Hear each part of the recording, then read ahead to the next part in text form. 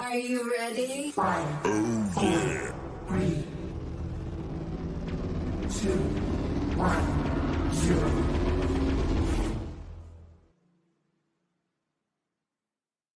More of a chef, aka Red Specs, and I'm in the building and with my co-host Papa Wolf, aka Alpha Moon, and this is Food for Thought, guys. Yes. Streaming live every Thursday night from 8 to 10 p.m. We'll be discussing food, music, and the truth. Streaming on all platforms, including Spotify for podcasters, man. Yes, indeed.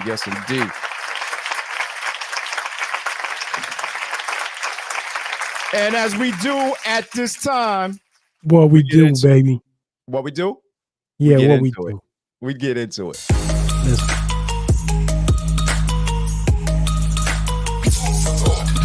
A new year calls for a new kind of podcast. Live every Thursday at 8 p.m.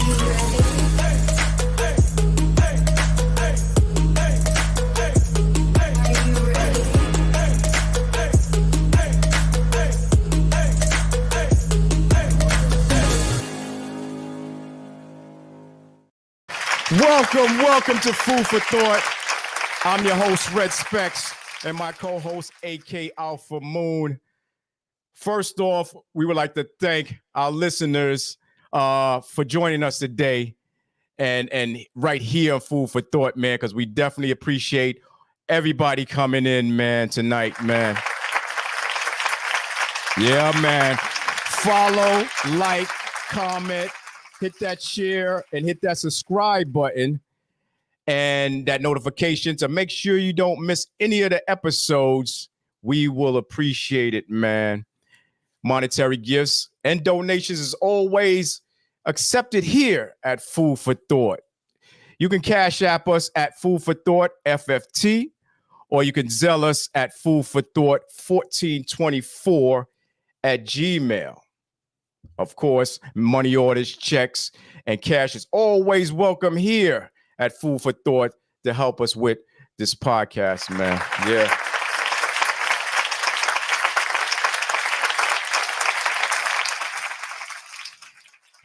Yeah, man. You can also catch our podcast on Spotify for podcasters, man. Anytime you like, for those listeners that just want to use the headphones and not the visual. You feel me? Yeah, Food for Thought is also still taking those video submissions. Remember, anything, it could be any genre, music, poetry, any music or business adventure you got going on. You guys can call and leave a message or email us at 1424, Food for Thought 1424 at gmail.com. Put it in the MP4 file so that way it can be played on the video on this podcast. D, Papa Wolf, what's good, man? What's good, man? What's good? Man.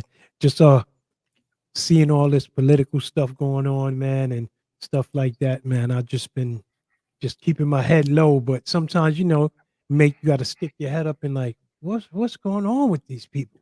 You know what I mean? Yeah, like, man. Yeah, man. Trump is on, he's going to be on in a little while.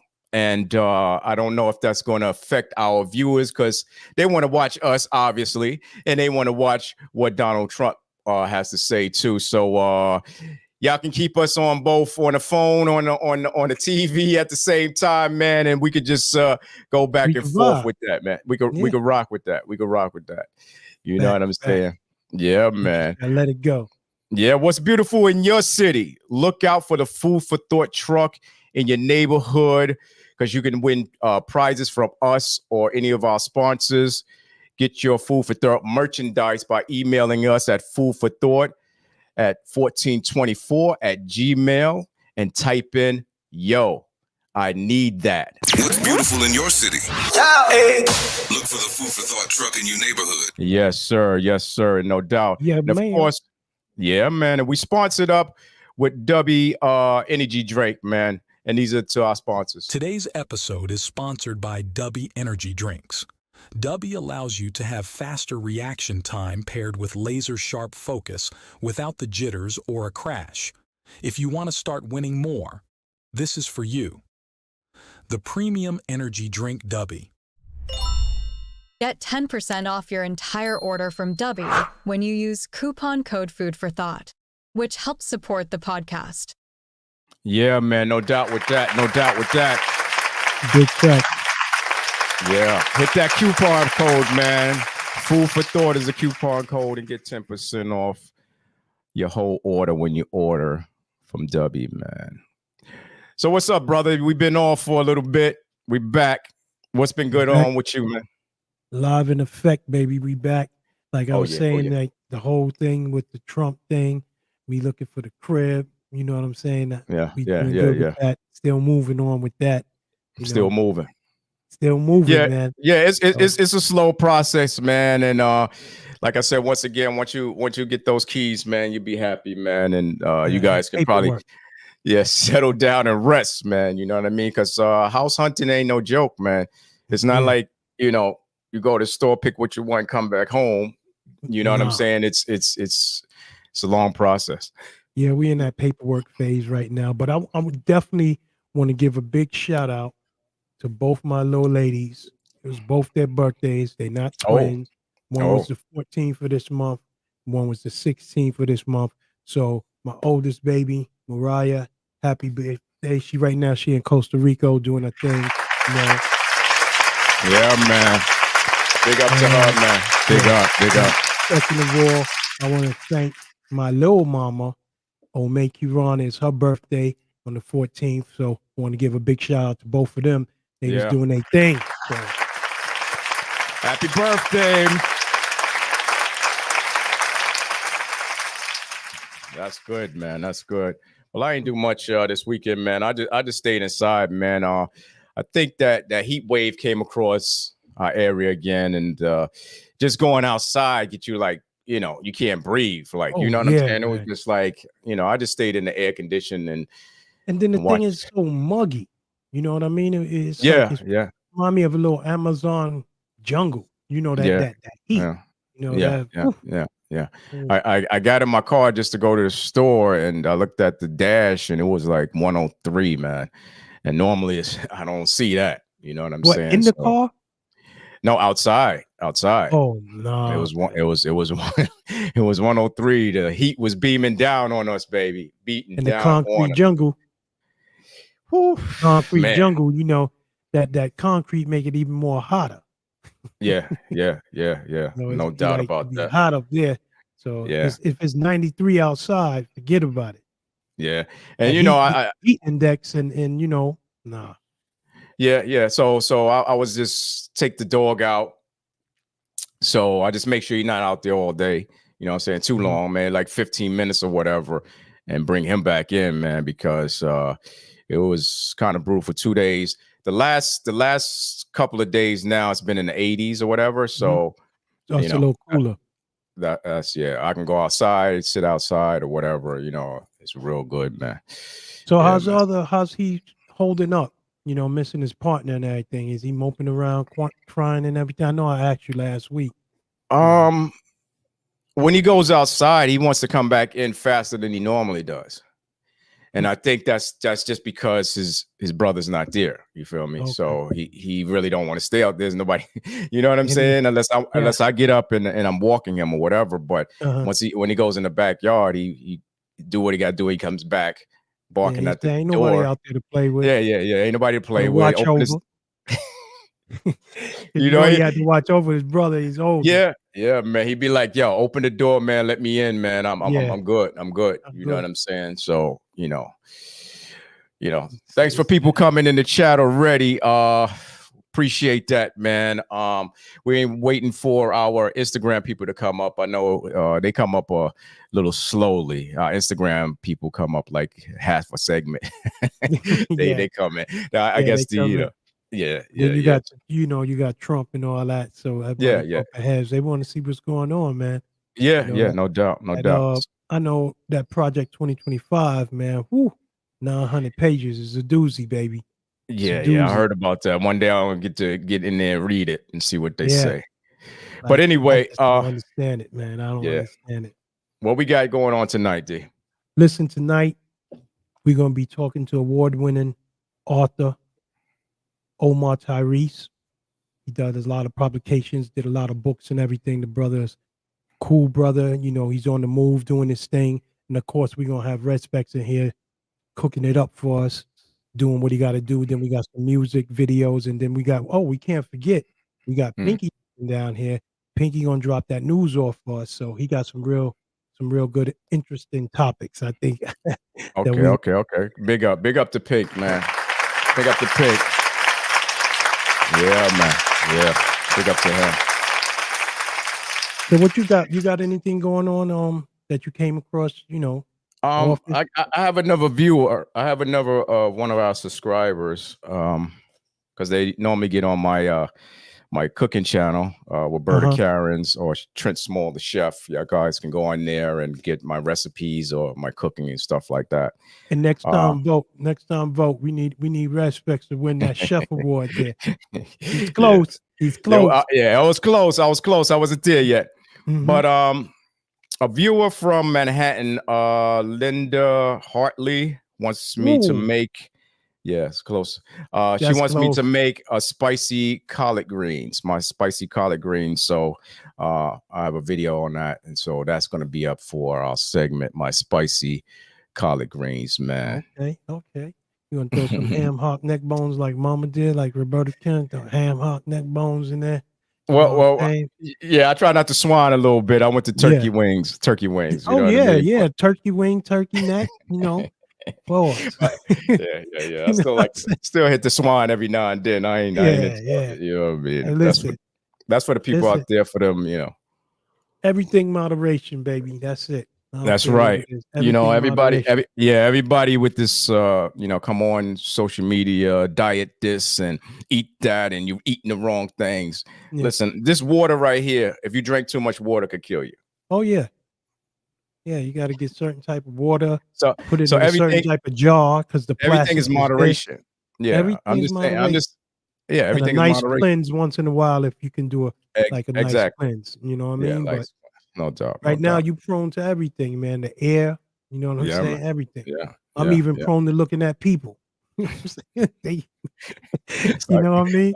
when you start gaining weight when you look at people. Oh yeah, gaining weight, losing weight. Yeah, Depending on how the energy is, you might lose a lot of weight. You know what I'm yeah, saying? man. Yeah, man. You might Yeah, lose a lot of weight. I yeah, don't man. know. So I just want to get into some news real quick, man. Yes. What's happening? So yeah, man. So rapper Lionel Pickens, better known by his stage name Chinks, was killed in a drive-by shooting in Jamaica, Queens in 2015. Okay, so this happened in 2015. So the two men have been arrested that was arrested in that case. They got rearrested because they found out these guys were responsible for his killing. Okay. So on May 17 of 2015, NYPD officers responded to a 911 call around 4 o'clock a.m. and found Chinks and another victim in a car at Queens Boulevard and 84th Street. Chinks was transported to Jamaica Medical Center in Queens with gunshot wounds to his torso, and he was pronounced dead at the hospital at the age of 31.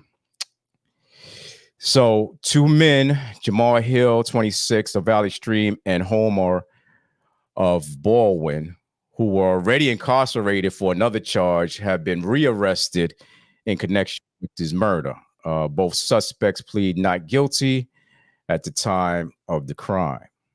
That's crazy. Yeah, the two defendants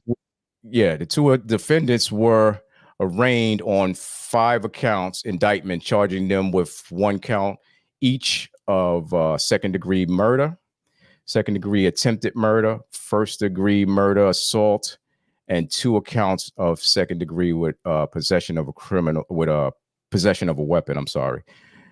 So this is crazy. And 2015, Yeah. they was locked up already on the same charge or a different charge. 2015, and you just now, Yeah, it was actually a different charge. Yeah. yeah, a different charge, and then you just now finding out that investigation took that long for Yeah. that family to get justice. You know what I'm Yeah. saying? It's like it's wild. Yeah. And the alleged shooter, they stated in court documents that Chinks was gunned down like an animal because of a dispute over a phone in Rikers Island. Okay. So, So they took the jail situation out to the streets after they got out and murdered this guy. You know. wow.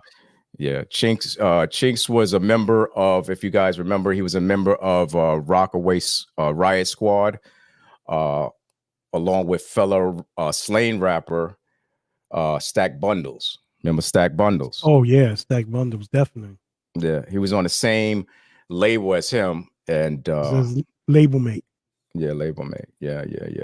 And then Stacks passed before him, right? He got killed before him. I believe Chinks. so. Okay. Yeah. So Chinks later joined French Montana's Coke Boy Records, gaining recognition for his appearance on the Coke Boys mixtapes and Cocaine Riot mixtapes. So that's where he really got his real notoriety from that. So Pickens' widow spoke to Fox 5 last week on Lisa Everett's, and she had like an exclusive interview with her and stuff like that. And she says this. She said, "It was pretty emotional. I literally cried the whole time sitting there actually staring at him, because there are so many different thoughts and words that are running through my head. And I knew you have to be you have to keep your composure." So she had to keep her composure at that time, she's saying. But I'm glad they were able to finally get justice for this, man, because this was, like you said, 2015. You know what I mean? So this is crazy, man. This is crazy. Like, I would figure, like, well, I shouldn't figure that, but justice, how they say justice denied is justice delayed is justice denied, something like that. So like, I'm just saying, like, for him to be going through all of that, you know what I'm saying? And the family went through all of that, and just now, from 2015 to now, just getting justice. Wow. Yeah. And I'm sure it happens all the time in that system. That's what I was about to tell you. Yeah, he's not the only one. Yeah, man. There's guys that and sisters and brothers. Not saying color-wise sisters and brothers, but men and women that are out there now that got murdered or killed, and they still ain't find who did it. Or they got the guy locked up, or the people locked up in jail already sitting there, and you don't know it's still. And you don't know. You don't know. That's listen, guys, if you want to call in later, speak to Mr. Omar Tyree, you could call in. The number is 347-903-5664. Once again, 347-903-5664. No doubt. He's gonna be in the building, man. We're gonna talk books, looks, and everything, man. We're gonna talk everything with my boy. We're gonna get into it, man. We're gonna get into it. Yeah, man. So the second thing that came up, I don't know. I don't know what you got.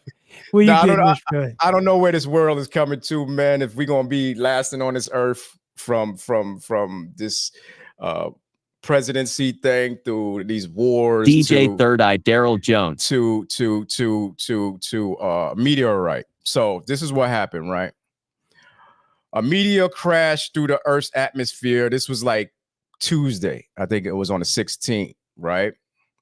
In the morning. So it created a loud boom and over parts of New York and New Jersey. This is what NASA says.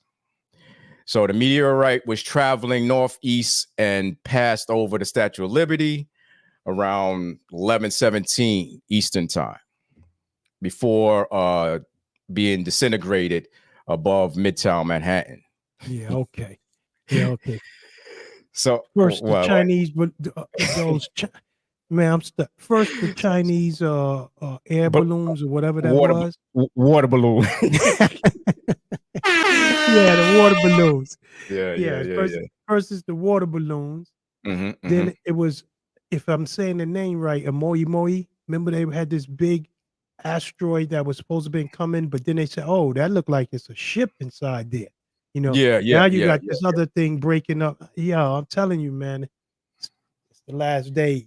Get ready. yeah. It's the last day. So it was estimated that the meteorite entered the Earth's atmosphere above Upper Bay and descended towards the city at the speeds of 34,000 miles per hour before it disintegrated. Well, did you feel a sonic boom? I'm all the way up here. I ain't in the city. So Oh, yeah, they. I'm not in I the seen city, a so I map. ain't see it there. Yeah, I seen a map, and they had like that joint was all over. Like they had, and they were saying the sonic boom could have been felt over this, and that. Yeah, I yeah, don't yeah, know. yeah. Yeah, yeah, yeah, yeah. Can't get no high ground or low ground. You just Okay, done. I got some people in the chat that want Omar Tyree. He comes on at 8:30, my brother, after we do our segment. So just stand by, man. He's gonna be in here. People ready to talk to you, man, when he comes in, man. He's gonna be in here real shortly. But let's get back to the news real quick. One more thing we have to talk about, man, and that's Joe Jellybean Bryant, the father of Hall of Fame, Yes. former Hall of Fame, Kobe Bryant, died Thursday morning. He succumbed to a massive stroke. He was 69. He played 4 years for the 76ers, 3 years for the Clippers, and 1 for the Houston Rockets, man. And he was just averaging like 8.7 a game in 606 games he played in. So we at Food for Thought is deeply saddened by the passing of Joe Bryant and joining the basketball community in mourning this legend, man. Big up to him, man. Yeah, big up to him.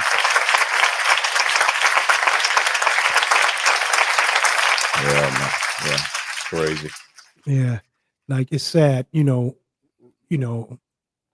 first the son, and they like they say they, parents would rather leave before their children, Right, know, right, and right. he had to see his son, come to be the man and the superstar that he was, Mhm. and then to pass away himself from a heart attack. And it's hard. Is his mom still alive? Kobe's mom still alive? I'll have to dig that up. I don't know. But Yeah, it's yeah, it's sad, and yeah, it's but rough. on another note, LeBron and his son, they doing their thing. Some people getting really upset with it, with Bronny and the summer leagues. They saying he ain't Mhm. scoring and stuff, but Right, got to give him right. time. You know what I'm Yeah, saying? Got to give him time. no doubt. I'm just happy to see things like Bronny and LeBron James and Bronny, and then see Kyrie Irving do what he did with his father, with his sneaker deal and stuff like that. He Right, signed his right, father right. stuff. So it's a beautiful thing to see, the black brothers doing what they got to do, man. No doubt, no doubt.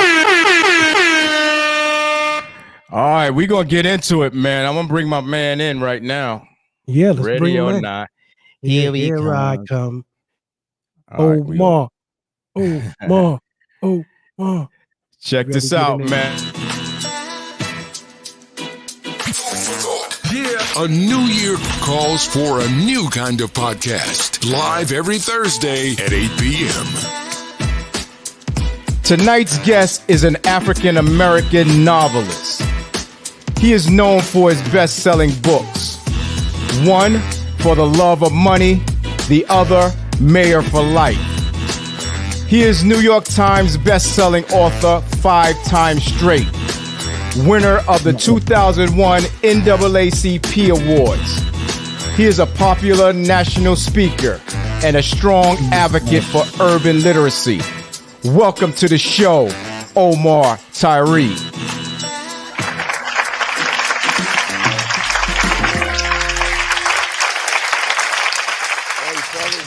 What's up, brother? What's good? What's going good? on? Look What's like going we all on? got hats on, huh? We all got hats tonight. Yeah, I man. do that. what you got on your hat? Jets? I That's see the green. Eagle, man. That's the Eagles. Oh, That's the Eagles, baby. okay. Yeah. Yeah, Eagle man. Big, season. That's yeah, it. yeah. Let's Hey, see what y'all happened next Y'all year. had some serious issues y'all was talking about. I was listening to it, man. It's because I'm a journalist too, so there's some serious issues that y'all were talking about. And Kobe Pop passing away last couple of days. Yeah, like man. every other day, man. So you got to count your blessings out here. That's what I'm saying. Listen, That's what I'm every saying, man. above ground is ground. That's That's right. what I always say, Yeah, man. above ground is ground. But you can get some traction from that and keep going. If you get it, stay above ground, man. Stay above ground, man. Yeah, and with all the stuff that's going on, in the world, and we kind of lose touch with these things, especially now with all of the things that's going on in the news, politics and stuff. People passing away slips our mind. Oh, what? He passed away? Didn't know, because they're not really showing you these things. You know what I'm saying? They feeding you other things. Not Omar Tyree is in the building, folks. Once again, 347-903-5664. Somebody called earlier, and it was kind of too early. He wasn't on the platform, so I think somebody has a call for you later on. But right now, tell the people who you are and where you come from. Let's start with that. I got that Eagles hat on. That's where I come from. I hear you. West Philadelphia, born and raised. And then I moved to an area called Mount Airy, and that's where the book that everybody knows, Fly Girl, came Fly about. Girl. Because Mount Airy was an area where black people moved on up in Philadelphia. So Mount Airy, Germantown, West Oak Lane, they call that Uptown now. They didn't call it Uptown when I was a kid, but they call it that now. That's where black folks go uptown, for a better living, better house, better schooling and all that. And that's where when the 80s came, we had a little more money than people, in West Philly and South Philly and North Philly. So we spent more for jewelry and all them fancy clothes and all that. And so I wrote about it. And everybody was, doing rap songs and movies. So with me writing a book about it, I was like the first one to do that, you know what I mean, with the urban setting at that time period. You got to go back to Donald Goines and Iceberg Slum to write about urban stuff. Yeah, we were just talking about the book. We were just talking about it. Yeah, so we was just talking about it. It was the new era. It was the 80s now. They was writing about, the 60s and the 50s and the 70s. And then I started the 80s and the 90s, with Fly Girl, was Capital City when DC was the murder capital. So I've been a storyteller my whole life because my family was into storytelling. I had uncles that would, make jokes and stuff. In Philly, we called it bussing. When they make jokes about you and your family, your mother and your father, your grandfather. Yeah. And So then, the Fly Girl, what was that? 93, 94, 93 when you did that one? 93. Yeah. And that was what you okay, I got you. That was first book? That was second book. Yeah, I wrote a first book. I went to the University of Pittsburgh. I wanted to play, well, I don't know if y'all gave the questions and whatnot. So you know what? Cool. No, you know what? Yeah. No. I didn't forget about it. But what I want to do is to the callers out there who have a question for my brother Omar Tyree, he going to give you a question. Okay. He's going to give you a question, and you can win a copy of his book, Control, his new book, Control. And this is for the ones that really know this brother. Okay, yeah, read his book. They got to know this, well, yeah. Well, it don't count now because if you already asked that, I got the Eagles hat on. That's like, you know what I mean? No, you can ask. No, you can ask. Now. Right, you can answer any question. Yeah, any question you want. You can lay it out there, and we'll give the people a chance enough to figure it out, and then call us and let us know. Okay. You know what I mean? So you can. Yeah. Shoot him. Go ahead. Yeah. What question you got? Question. Yeah. You got a question now? You want to ask him a question? Oh, you got a caller already? No, No, we're gonna ask ask. them a question and they'll call Oh, in. me? Yeah, Yeah. you got. Yeah, you got the question now. So many of them. They only know a couple of my books. I got 31 of them now, with the new book. So I would just say, Big up. name 7, name 7 Omar Tyree books. You know what I mean? Because it's way That's too it. many for them to name That's one. it. So, That's it. That's it. That's it. Yeah, lucky 7. Yeah. And listen, y'all. So the lucky 7. Listen up, y'all. The 7 books. It could be any order, any year, any title. 7 books that Omar Tyree has published, and you get a chance to win a copy of his new publication, Control Man. And this book is amazing. So Make get sure to you calling. in. Get to calling. Yeah, call in. The number is 347-903-5664. Once again, 347-903-5664. Get that book. Yes. And especially the person that asked me, where was Omar Tyree in Instagram? He's right here. Call and ask the question now. You know what I mean? Sure. Good deal. Yeah, Yep. man. Yeah, man. Yeah, man. Let me go. Yeah, go ahead. D. Oh, okay. What I want to ask you is, I was writing down some questions here. What I want to ask you is, when did you first realize that you wanted to be a writer? And also, College, man. when Yeah, okay. University of Pittsburgh. I was up there, and when we first got to college, I was in this program called Quest, where they invited 15 guys and 15 girls, all black, and they were recruiting from the inner city, because this is predominantly white school, big time Division I, and they were trying to recruit, the cream of the crop from the inner city. So I was coming from a Central High School in Philadelphia, is one of the top academic high schools. So, they wanted to recruit me and get me. I was already going to school, but they wanted to recruit us early. They wanted us to go to summer classes so we can get acclimated early, right? So we graduated. I graduated June 17th, 1987. I had to report to Pittsburgh on June 19th. I was pissed. Man, come on, Mom. My whole summer, Get you out man, the gate. I don't even get a week home, Mom. I got to Nope. go to school right now, 2 days. My mom was like, boy, pick out your socks, get your underwear, let's go get some new shopping shoes. And she wasn't hearing nothing I had to say. She said, And you never regretted that.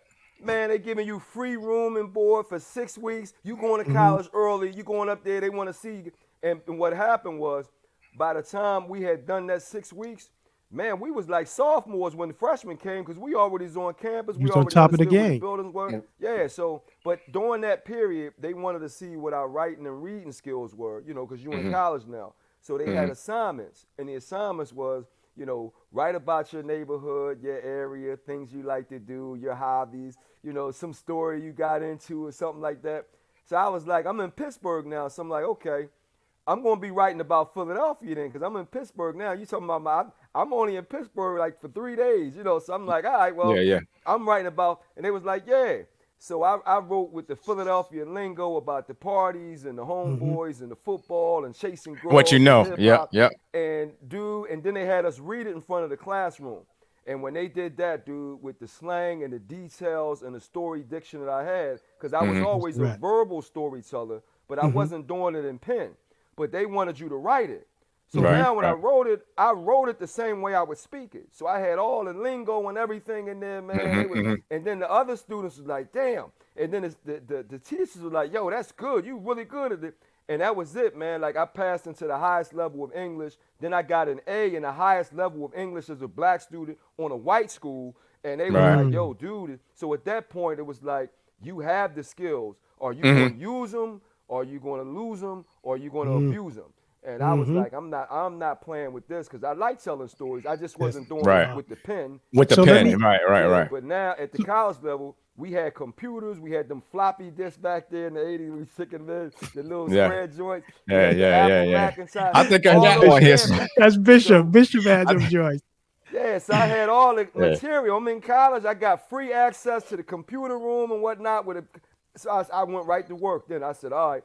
And that was it. I never looked back from that point on. Freshman year in college, I already knew I could do it, and that was it. Just put in that work. And the best part of writing, like, what do you enjoy the most?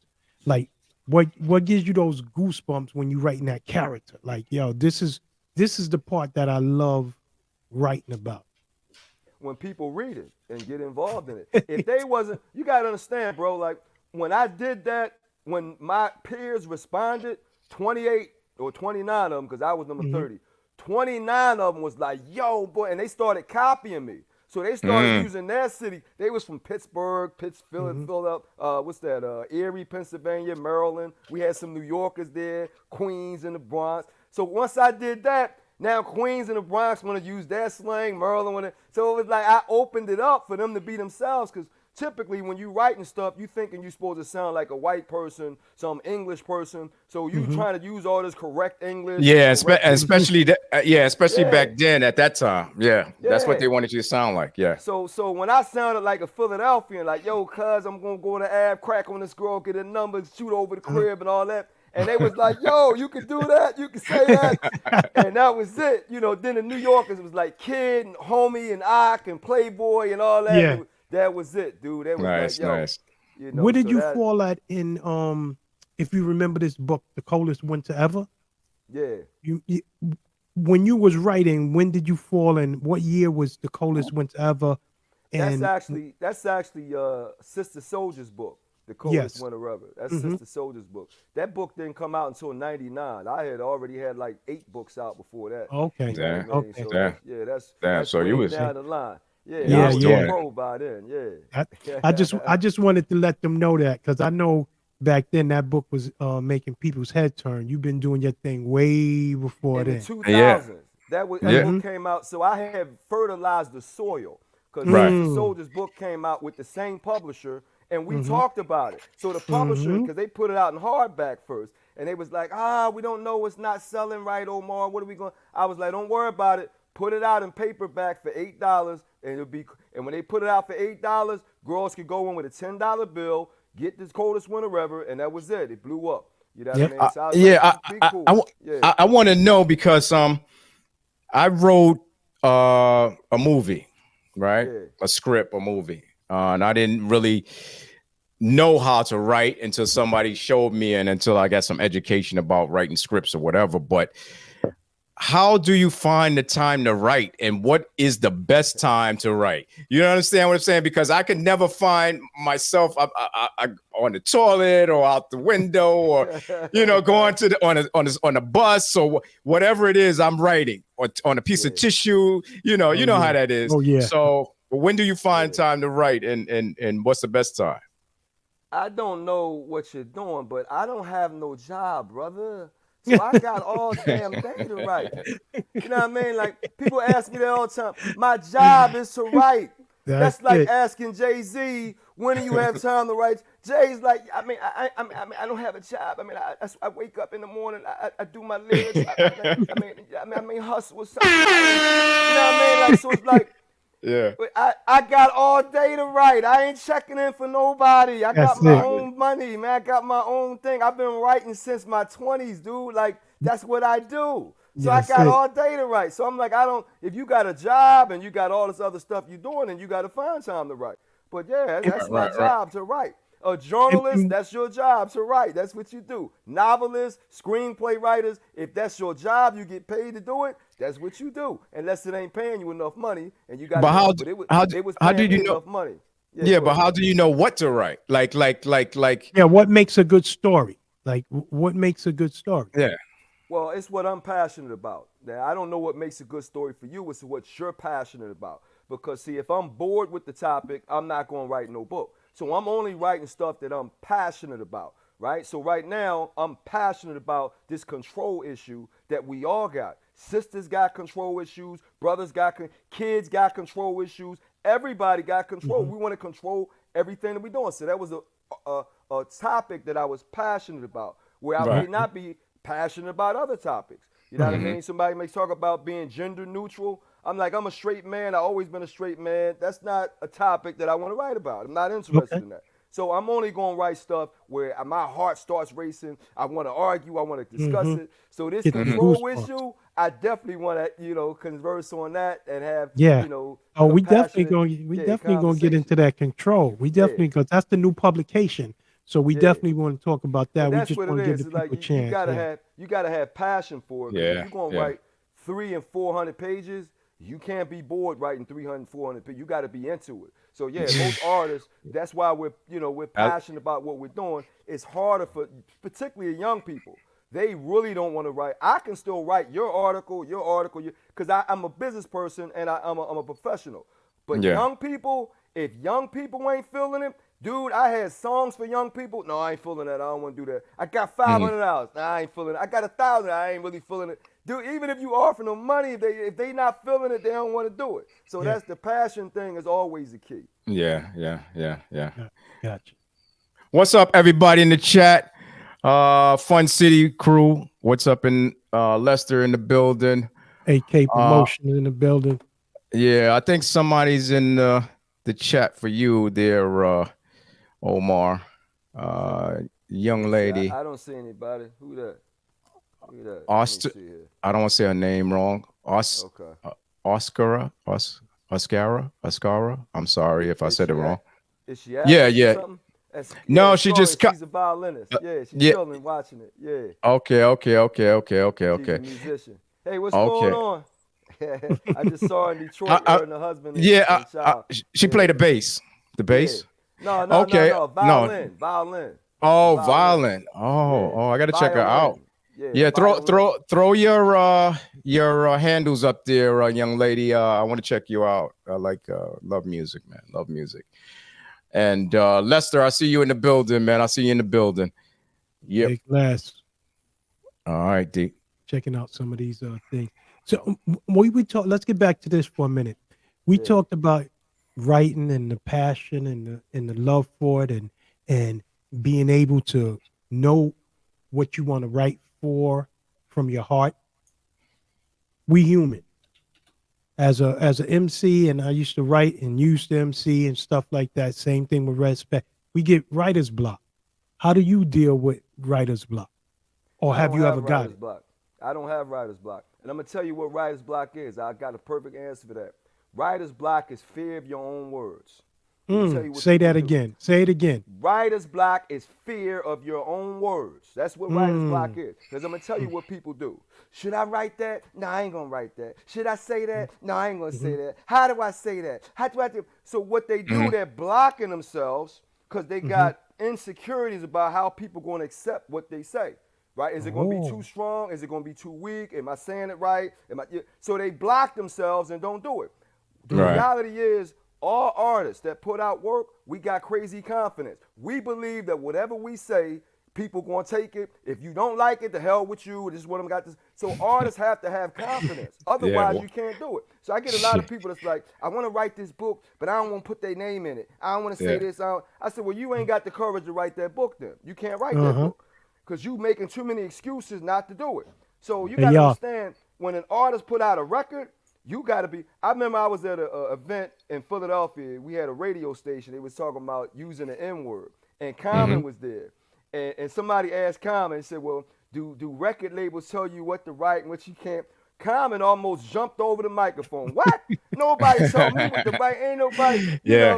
And I was like, right on, because people get this idea, like, you got somebody looking over your shoulder. Can you write that? Can you say this? I'm like, ain't no publisher ever told me, because if that's the case, I'm like, no, dude, I'm not going to be writing what y'all want me to write. Now, they going to edit it to smooth it out and whatnot. You know what I mean? Like, I wasn't writing ridiculous stuff like, kill the country and burn it down. When I wasn't writing nothing crazy like that. So it's like, nah, you're not going to tell me what I can't write or what I can write. And so, for the most part, so that means I need to write a book because half of the times I don't care what I'm saying, but It's scared people. I ain't scared. What's that song, man? I ain't never scared. I ain't never scared. A lot of jokers talk it, but they won't walk it, brother. They not gonna walk it. When you put your word out there and put your name on it, even with journalists, think about it. An anonymous source said that Kobe Bryant or LeBron's son shouldn't have been. Bronny can't play. So a source. Put your name on it, dude. Yeah. But say Stand I on said that. Exactly. Everybody know he in the league because he LeBron's son right now. But now he's in there, so he got to see if he can play. He got to play now. He in there. Yeah. But So maybe they scared they gonna get sued. Maybe they scared they gonna get sued. They don't want to put their name on it.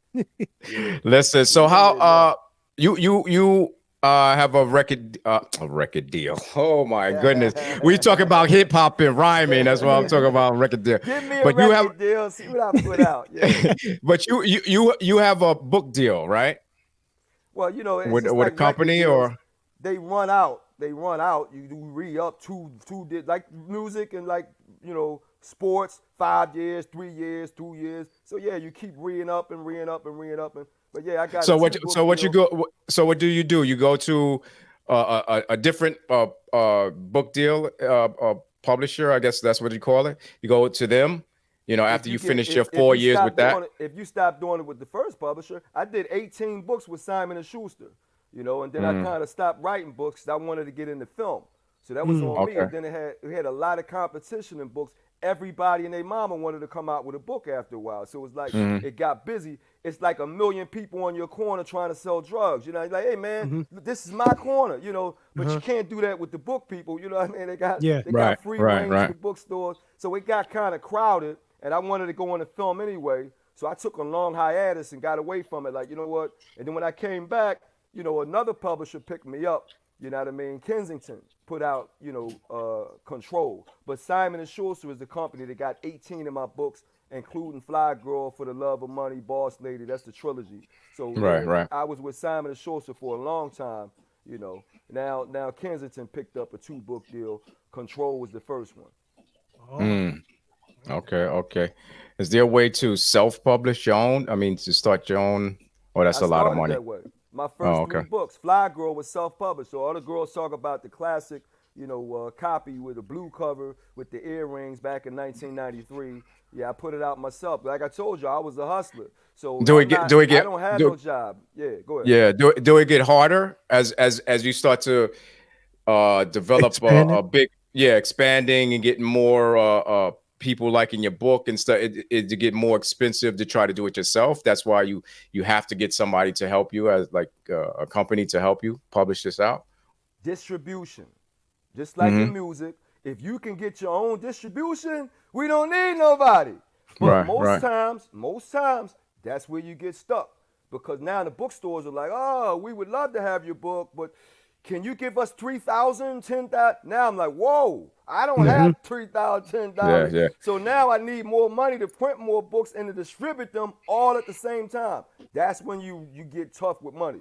And that's in every industry. Music, film, art, books. When it comes to that distribution, getting it at all the places at the same time. And that's why that streaming stuff is killing it now with the kids, because they don't have to distribute. The streaming thing does. But when you got physical product, you got to box it, UPS, better. That's when it gets expensive, brother. And you gotta have the people on the other side got to be willing to do it, because a lot of that, they got labels, they got publishers. It's like, hey, don't do that. We're going to give you a better deal if you keep our stuff. So it's the bully situation too there. Yeah. We ran into that. We ran into that when we were doing our music. Yeah, we ran into that. Where the money is, distribution, yep. We used to package our own stuff. The same thing you did. Label it, barcode it, put it in the back of the truck, take it to the store. Now, if you want to keep doing that till you 30 and 40 and 50, you know what I mean? Like after a while, you're like, yo, I got other things. I want to be with my wife and my kids. I want to go out. So that's where it gets tough. Where you're like, you know what? Let me give up a percentage so I don't have to do all that, and I can still hit all the people I want to hit. So it becomes a logical thing for you to do. Yeah. So then, what is your viewpoint on audiobooks? Because when you did your first book, they didn't have audiobooks. Is it a big market? Is it a market that's hard to get into? Are you looking to do anything like that? Yeah, I have audio books, but it's not a big market. People got to understand that book reading is still reading. Listening to a book is really cheating. Now, I get it. More men do that, right? Men don't want to read. Bottom line, you're cheating. And so you want to give me my hardcover anytime. While you driving to work, you want to listen. So there's, like you said earlier, busy people. But at the end of the day, let's think about this. Let's say you're so busy that you never learn how to read. Are you going to use that excuse now? Well, I never learned how to read and write because I was too busy doing. Hey, that sounds crazy, right? Like, whoa, dude, you won't have to slow down so you can learn how to read. Because when you read, you can highlight it, read it over. Now, you can do the same thing with rewinding, but it's a lot easier to read something, to read it again, read. But the rewind is cumbersome. And then you got to have a device with the audio books. You got to have a device. You don't need no damn device with reading. You just need light and your eyes and the ability to be literate. Now, if you illiterate, that's another issue. You can't really read, and now you got to have somebody read it to you, and you 38 years old, well, that's something different. But if I'm a truck driver and I love Omar Tyree's books and I'm a truck driver, I can't read that book while I'm driving that truck. So I have to wait till I get to the truck stop to pull it out. But now if I got on that auto book, I could sit there and I could do my 18 hours and drive like Bishop do when he went on his road trip. He went all around. I could just do like that and listen to that's what I'm talking about. That's one truck driver. How many truck drivers? You see what I'm talking about? How many people gonna have that issue? So when you start talking about books, physical books versus audio books, how many truck drivers? You know what I mean? Like you talking about. No, I take a physical book. Yeah. Okay. You talking about a physical book? But I'm talking about the average man, woman that's on the go, that's moving. You know, they constantly cross country. Truck drivers and on a train, subway. I'm not talking about the person that's illiterate or anything like that. We gotta be authentic there with the truck driver. That's a hard lifestyle, bro. Like what you just told me, you always on the move. Right now, I'm chilling at the crib. Right? If you always on the move, dude, like let's think about it. Quality of life. Right? You always do. I had quality. All I got to do was write one book a year, go on tour, play with my kids, write another book at home, got my own schedule. That's a hard life, brother. Straight up and down. I have somebody you ain't got no time for yourself. That's a hard life. I guess Victoria Wright is asking a question. I believe it's a question. And she wonders what inspired you to return to writing. Well, I couldn't control Hollywood. I couldn't control that game out there. It's really expensive. Hollywood is very expensive. So when Tyler Perry went out there, he had a whole squad behind him that had money. We still don't know who them guys are that footed Tyler Perry. He ain't gonna tell us. But when you do stage plays, you got promoter money. I've dealt with stage play people. They got people that promote for the radio, for television, for print, that pay the actors and all that, and then you get in bed with them. So when he went out there, he was like, look, we just need distribution. I already got the money. You got your own money, Tyler? You got your own money? Yeah, I already got my own money. We just need. And once they said yes, and he started doing it, but I didn't have that much money to do that. So after a while, I'm like, man, this thing is. So I came back to book writing because I wasn't getting a lot done out there in Hollywood, but I still want to do movies. But I can't. I got to come back to my bread and butter. You know what I mean? Where I can control what I'm doing, and that's the books. Yeah. Well, you know, I'm a director, so one day we can meet up and we get one of your books and make it happen. We're gonna have the same issue. We gotta have money. I can direct. Like you know what's funny? He brings that up, right? Bring that up. Listen, KD, if you listening right now, KD. If you listening right now, KD, I'll at the moon. Remember you said, yo, if you guys know, so I think we might be looking. We'll talk about that off the air. Okay. I talk about that off the air. Yeah, man. Yeah. We have ways of getting business done. You know what I'm saying? So don't worry about that. But because that's it. Because I tell people all the time. Only thing that stops me from doing what I say I want to do is the money. Straight up. Straight up. You got a lot of people that talk, man. I got wore out from Hollywood. That's a lot of people. And they start doing that talking. I'm like, yo, are we gonna make this movie? And then they don't like me because I'm trying to push them forward. Oh, we don't like Omar.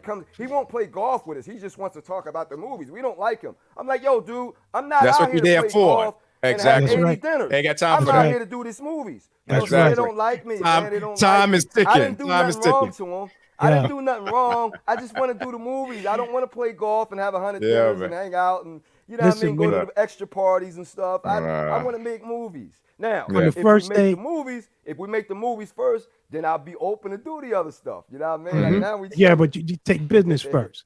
It's always Yeah. business. But from the first day I met you, you was always on your grind. When I met you, you was on your grind. Then I met Yeah. again, and I was like speaking with Bishop, and we seen a couple of things. We was like, yo, we gotta try to get this cat on there. So I Yeah. mean, you was always on your grind. Keep doing your thing, man. You know what I'm Yeah. saying? Because like, Yeah, no doubt, no doubt. yeah, you gotta keep Yeah. moving. Yeah. So I'm back in books because I can control what I'm doing in the book world. You know what I mean? So And now that's I what it's gotta get about. back in good. Control gets me back in good. Next Yeah. year, woo! If all I gotta do is live. 2025, 2026, 2027, what I got in store, but I'm still gonna push for the Hollywood deals. But what I got in store for Yeah, books, keep doing it, man. every book I got right now is a film. Control was a film I did out the gate immediately. Next year's book, Carnival, I'm writing about Trinidad and Tobago and the passport boys that leave the country to get their women because they tired of the American stuff. I got that coming. Women are already jumping up and down. Like, oh my God, the Carnival book, because they saw the book cover and they was Oh like, yeah. man, they ready for that Yeah. already. So I'm not stopping, dude. No, don't you stop, can't. man. Keep it going. Yeah. You can't. Keep it going, man. Yeah, but I That's still it. want them. I still want them movies though. I still want. Oh them yeah, movies. they gonna Yeah. come. You know Yeah, what I'm yeah, saying? They yeah. gonna come. I got a Yeah, movie man. premiere tomorrow in Fayetteville. I'm in a movie called My Crazy Family that y'all can look up. We doing screeners for that right now. I heard about play that. A dad. Yeah, I play a dad. It's That's right nice. on point. Yeah. It's right on point. My Crazy Family. That's nice. That's nice. That's nice. Yeah. So, did you come up with your question yet? Oh, my question? I had Yeah. five. They had the name seven. Oh Yeah, yeah, and that's right. Right.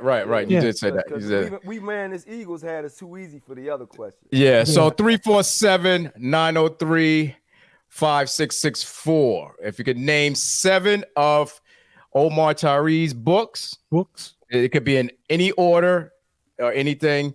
Call in and you can win his new publication, which is Control Man in the Building.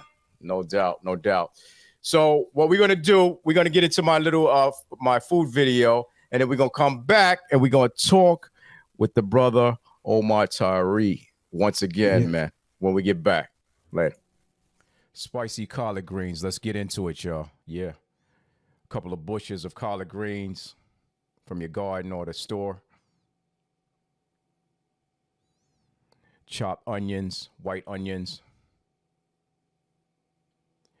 Chopped garlic. Smoked turkey wings. Get a couple of pieces of those. Crushed red pepper flakes. Your chicken stock. And my secret ingredient,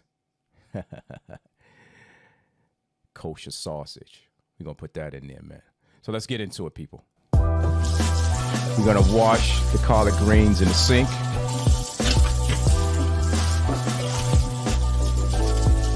You got to clean these, man. You don't know where they've been at, from the farm to the table. You want to clean these up. Also, you can add some salt and add some vinegar to that, man. That removes all the impurities, man. After you do that, you rinse them off, clean them good. You rinse them on a paper towel. So you just rub your hand across it. You'll feel when they're clean, man. You can feel that. Place them on the towel. Let's get it going, man. We're gonna take the vein out the middle. Well, that's what I call it. Straight down the middle. We're gonna take that out.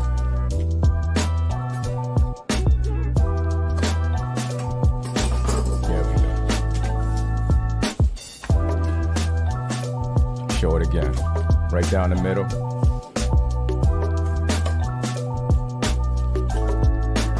We take those out. Place that on top of each other.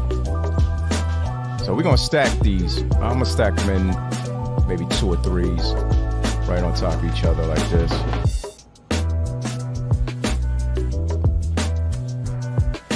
We're just gonna roll them. Roll it like a blunt, baby. Just gonna roll these up. Straight up, straight up. Then we're gonna cut them in quarters, equal quarters. Remember, you don't want to be too small because when they're in the pot, they're all gonna shrink down.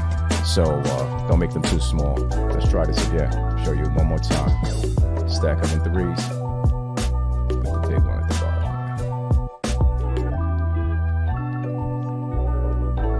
Start to roll it, roll it.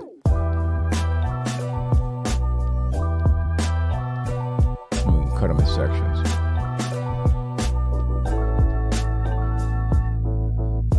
Place them in the bowl. We're gonna place them in the bowl.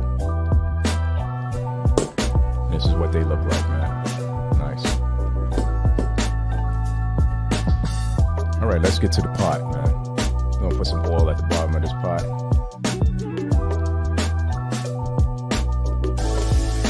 Now, put the onions and the sausage in there.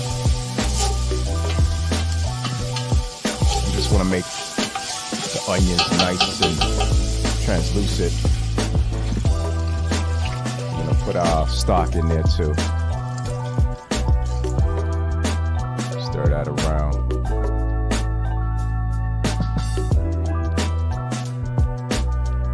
Our chili flakes. Put that in there. You could add as much as you want, how spicy you want it. This is what makes the spice, man. And then we put the smoked turkey wings in there. Just set those in there. Let this cook for about half an hour or so. Half an hour. Let's go. See that bubbling, man. Oh, this smells great. It smells great. Let's see how that turkey. It's already cooked, so you don't really have to go crazy with it, but you want it to fall off the bone. Now let's put our collard greens in that delicious mixture.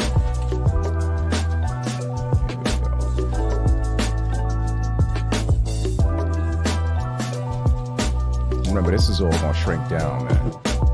So maybe I overdid it with the pot, but all right, man. Looking good, looking good. Now we're gonna take the turkey wings out. And what we're gonna do now, we're gonna take them out. We're gonna start to pull apart that turkey meat or shred it from the bone. And we're gonna place it back into the pot. You can let the turkey cool down, or like I do, I love the fire, I love the heat. So I kind of do it while it's hot. But be careful because it'll burn you.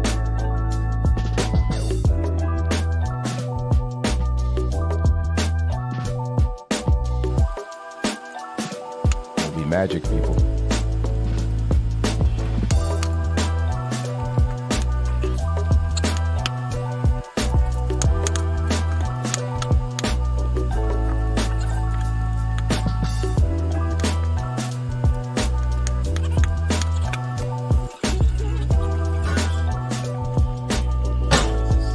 Like I said, we're just gonna place that in there.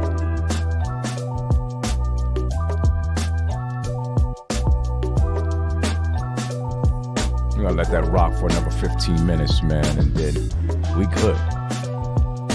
It smells good. Some of that liquid go down. It's the plating, man.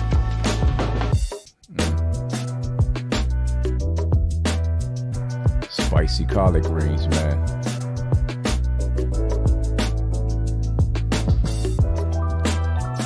Yeah, this is it. Spicy collard greens. Thanks for watching, people. Yeah, man. Yeah. Your camera. Yeah. Tyree, yours is bouncing on like basketballs. I don't know what's going on over there. Welcome back to the show, man. Our guest is New York Times best-selling author Omar Tyree is in the building, man. We are back, man. We are back. Yeah, you got a whole lot of meat in them greens, man. I'm like, well, where the greens at? You gonna end up with the meat, and every bite gonna end up with meat. I'm like, where the greens Yeah, at? yeah, man, yeah. Let's get into your latest publication, Control, man. This 288-page book is a psycho thriller, man, on Yeah, the hot topics of mental health and interpersonal relationships. You know, yeah. having control over everything in your life. Do we have to have control over everything in our life? Is it healthy? You know what I'm saying?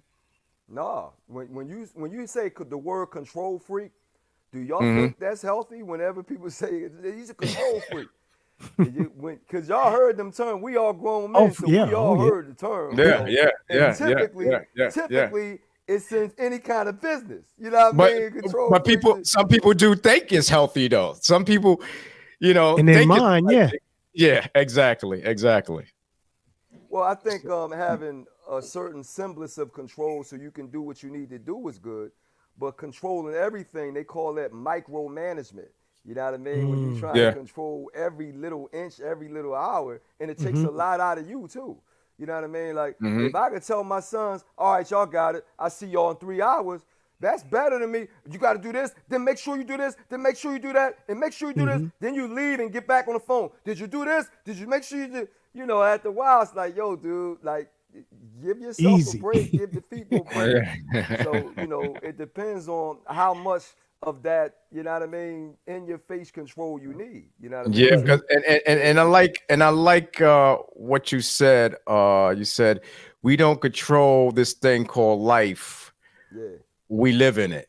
Yeah. You know what I'm saying? And that's very powerful, man, you know, because it's so much of the truth, man. So you presented us with this story of a professional psychologist. 7 characters. 7 characters by the story. Right, Dr. Benning, I believe her name is. Victoria Benning. From Camden, New Jersey. So Right, and she's a shrink. Chip on her shoulder. Yeah. She's a shrink, and she takes these 6 clients and talk to them about control and in depth. Well, right? You know, when you got a psychologist or a sociologist, you know, people go in there every day to get help. You know, for marriages, for work, for stress, for whatever it is, they go in there to get help because these are the professionals that understand how to help you. But that don't mean that you're going to do everything they tell you to do. Right. And that doesn't mean that they need help too. That don't mean that you're going to be in situations. That don't mean that you're going to control the next situation either. Stuff going to keep happening. So you got to learn how to manage, you know, on your own. They give you hints and clues, and then you got to learn how to manage. You know, I said the shirt I got right there, who was in control. Right? And so now some people say God is in control. You know, God is the top controller. So, you know, they give it up to God and say, all right, well, I can't control this. I'm just going to let God lead me. God, I'm your sheep. You be the shepherd. We've been hearing that our whole lives. So when we talk about Christians, they like, hey, God, lead me. I'm not in control of this. Lead me.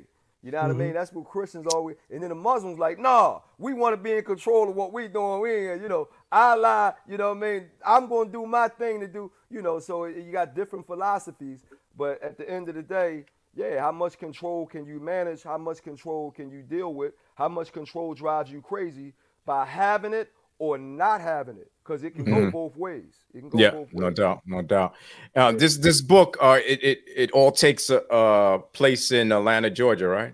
Yeah. This whole scenario. And Atlanta got a whole lot of control freaks down there because everybody going there. I believe. I'm just saying, they going there to do something. You don't go to Atlanta to be normal. You going, I want to be an actor, I want to be a singer, I want to be a dancer, I want to be in real estate, they going there to do something. They ain't going there, I just want to be in Atlanta. No, they going there. So when you going there to do something, you trying to control the mechanisms of what you doing.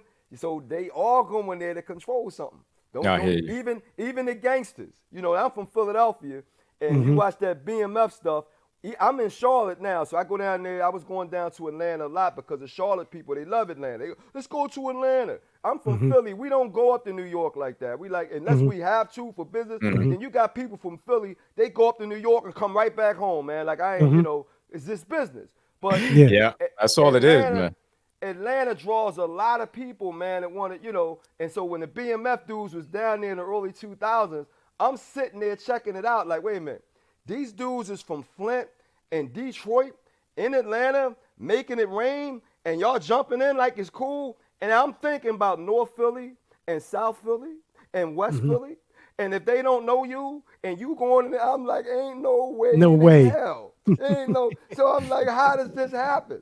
So all the Michigan dudes knew they can get away with it, and in Chicago, and I'm like, this is crazy, you know. But they, a whole lot of people, the gangsters too, they want control of Atlanta. Everybody want control in Atlanta, baby. It's crazy down there. Control freak madness in Atlanta. So I know that one of the characters in the book, the female rapper, you know, I spoke to you about before. She has a big control issue. The thing is, a lot of the characters in the book reminds me of characters, and I don't want to give away the book, of people that are today. You know what I mean? I don't write Space Invaders. I don't write about Martians. I write about us, man. My stuff is faction. I'm not writing some unbelievable. No, I'm writing what all we of the going. characters. So every character is based Yeah, on I was your gonna stuff. say every Definitely. character you can relate to someone in like you know or you seen or something like that. So it's real interesting. But the other thing, do you think who has more control, right? If you look at it like women and men from the States, from here, or from abroad, because control can come also from the way you was raised, you know, like, you know, if it's a Hispanic person or an Italian person or a black person. So when we talk about control, it opens Pandora's box. You know what I'm saying? So in your opinion, you know what I'm saying? Who do you think? You know what I'm saying? Is it more control over here in the States, or is it people want more control abroad? You know? That's an interesting question, and I'm gonna get off that pattern and say money controls more. So if you got an international person with money, they nice and calm. They come over here like, oh, no problem, I can pay for it. Who wants to do this? They spending money around. If you here and you ain't got no money, you ain't got control. You ain't got the money to have control. So it ain't gonna work the same way. So you can have an American that's running around trying to get control and don't have it. And you have a Jamaican that got money and he nice and calm and cool. Hey, run, go get me that. You're gonna bring this over here. They're gonna go make you the. He got the money to do that. You don't. Yeah. So the control is about the power and the money, dude. Like, don't get it twisted. That whole international versus, that don't mean nothing. We got a whole lot of people in America stressed out with no control because they don't have the money to be in control. And you got people from overseas that might have less money. But we don't need all that money over here. I can control with the money I got, and I'm nice and calm and good, and I'm not going to be stressed out in America like y'all stressed out. So, no, it ain't about, you know, America or overseas. It's really about money and how your head is established with the money that you got. Can I control what I need to control, or do I need to do something else? And that's what can freak you out, and that's what's going on in the book. How much control do you have? How much control do you want? How much control can you get? And how do you respond with that? That's what it's all about. No doubt, no doubt, no doubt. Once again, 347-903-5664. What's those 7 books, people? What's those 7 books? That's right. Hit him up. Yeah, call in. I see everybody is watching the show, but nobody wants to call in. What you guys scared of? Ain't nothing to be scared of. Have control. That's right. Have control of what you got to do. That's it. Exactly. Don't let them put no fear there. That's it. Yeah, man. That's the number there on the screen. You guys could call in. Like I said, the 7 books. Omar Tyree. That's the point. Like when I was telling y'all earlier, never scared. As a journalist, I was always ready to ask a question. In fact, I remember when Spike Lee came and he had just did School Days, and we had guys on campus that was dissing him because he had like the whole fraternity thing. And they was like, well, why come you didn't use the real fraternity and this and that and this? And I'm like, come on, man. Like, it's a movie. He's just saying about the essence of fraternity. Yeah. He ain't got to use the real joint. But every time I was places, man, I'm raising my hand. I'm asking questions because I ain't scared. But you get something. Yeah, you have to. I don't want to, So that's what it. But that's why I end up with more information. That's why I end up doing more stuff because I'm not scared. My son right now, I got a son who's in the rap game. His name Griot Noy, Griot. He just drove to Pittsburgh. He's 25. He just drove to Pittsburgh. But he's my son. He's like, he ain't scared. I said, you just drove to Pittsburgh by yourself? He go to Chicago. He go up to New York.